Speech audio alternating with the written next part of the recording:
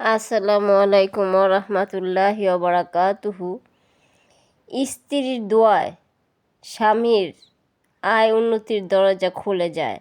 স্ত্রীর দোয়ায় তার রিজিক বৃদ্ধি বেড়ে আসে। স্ত্রীর দোয়া তার কামাই রুজিতে বরকত বেড়ে যায়। কিন্তু তার স্বামী কি করে? স্ত্রীকে গালাগালি, অত্যাচার, মানবিক, স্ত্রীর মা বাবা নিয়ে গালাগালি এই ইত্যাদি ইত্যাদি খারাপ ব্যবহার করে থাকে তার স্ত্রীর সাথে। ভাইরা, আপনার স্ত্রীকে ভালোবাসতে শিখুন। স্ত্রীর সাথে খারাপ ব্যবহার করবেন না।